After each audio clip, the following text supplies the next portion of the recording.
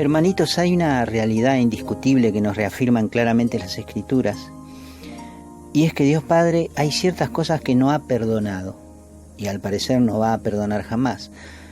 Y esto debemos tenerlo bien en claro, porque por ahí te venga a memoria hoy aquellas palabras del Señor Jesús al decir en cierta ocasión que todo pecado y blasfemia se perdonará a los hombres, pero la blasfemia contra el Espíritu Santo no será perdonada. Esto está en el Evangelio del Señor Jesús, escrito por San Mateo, en el capítulo 12, verso 31. La blasfemia se aplica a ese pecado que es directamente una ofensa o una injuria contra Dios. Podés imaginarte de qué tipo de ofensa estamos hablando. Por supuesto, un cristiano consciente debería estar demasiado loco como para blasfemar directamente contra el Espíritu Santo. Y si hacemos una encuesta en la comunidad, sin duda que todos negaremos abrigar siquiera la intención de cometer ese pecado. Pero posiblemente haya acciones indirectas en nosotros las cuales no identifiquemos como blasfemia, pero que el hábito o el anclaje en este tipo de costumbres poco a poco nos lleven a ese otro tan terrible del que hablamos hoy. Jesús hizo esta declaración en ocasión de habérsele presentado un hombre endemoniado que estaba ciego y mudo. Jesús lo curó, nos dice el texto, y al parecer, según la conversación que se dio después de este acontecimiento, el hombre quedó curado al expulsársele el demonio que tenía dentro. Y esto desenvolvió toda una discusión en la cual los fariseos acusan al Señor de expulsar demonios con el poder de Belcebú, príncipe de los demonios. Es debido a esto que Jesús dice que todo pecado será perdonado a los hombres menos el pecado contra el Espíritu Santo. Y lo dijo porque los fariseos acababan de cometer este pecado. Ellos dijeron que la obra de la curación de este hombre endemoniado fue debido al poder de Satanás, ensuciando así la imagen del Espíritu Santo de Dios, quien fue el verdadero autor de esta obra de santa misericordia. Entonces, entendemos que ese pecado del cual declara el Señor que no será perdonado, se trató de el atribuirle la obra del Espíritu Santo a Satanás. Ahora que sabemos esto, podemos entender lo importante que es pedirle a Dios que nos enseñe a discernir los acontecimientos y las mociones que tenemos, o creemos tener, porque Satanás siempre está al acecho para desviarnos el rumbo y ensuciar así la obra santa de Dios. La prudencia es buena consejera para todo buen cristiano, y el analizar primero las cosas antes de asegurar algo es de mucha prudencia, porque podemos sin quererlo atribuirle a Dios cosas que son de Satanás y viceversa, y nosotros no queremos eso. Si Jesús dijo que tales cosas no serán perdonadas, debemos tener en cuenta que así será. Fíjense qué interesante este punto, porque la carta a los Romanos en el capítulo 8, verso 32, nos dice que Dios no perdonó ni a su propio Hijo, sino que antes bien lo entregó por todos nosotros. Y sabemos que es así. Dios hizo caer sobre Jesús el castigo que nos correspondía a nosotros. No hubo perdón, sino que nuestro Redentor tuvo que pagar el precio del pecado del hombre, que es la muerte. Esta misma carta, en su capítulo 11, verso 21 en adelante, nos afirma que Dios no perdonó la incredulidad de las llamadas ramas naturales, refiriéndose a los judíos que no creyeron que Jesús era el Mesías esperado. Y se refiere a los paganos y a nosotros como ramas injertadas. En este texto se advierte que si Dios no perdonó la incredulidad de estas ramas naturales, debemos tener muy en cuenta que a nosotros, que somos injertados, tampoco se nos va a perdonar el mismo pecado.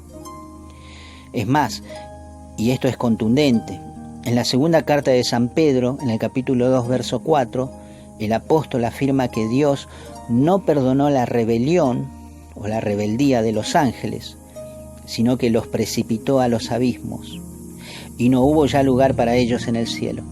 También nos dice el libro del Apocalipsis en el capítulo 12, verso 8. De modo que en el camino de la fe debemos andar con mucho cuidado para no caer en las trampas del enemigo, porque no podemos pensar que éste trabaja solamente desde afuera, sino que también está trabajando desde adentro. Las primeras dificultades que experimentaron las comunidades primarias es la discusión de dejar o no la vida vieja, los malos hábitos y las costumbres que no concuerdan con el Evangelio de la santidad. Ya desde el nacimiento de la Iglesia aparecieron los llamados falsos profetas, que acomodaron el Evangelio a sus pobres limitaciones y conveniencias, y se convirtieron en herejes por llevar al rebaño por sendas de error. San Pablo habla de otro evangelio, distinto al que él enseñó.